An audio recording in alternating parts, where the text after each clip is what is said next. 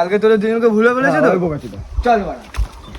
এই কি বলেছিস আমার ছেলেদের তুই ওকে মারবো। হুম ওকে মারবো। আমার পাড়ায় এসে আমার ছেলেদের গরম তোর পাড়া? হ্যাঁ হ্যাঁ দেখবি তুই? হ্যাঁ দেখবি। এই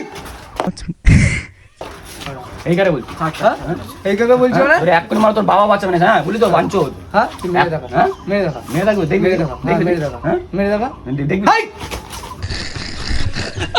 আমার এই করছিস তুই?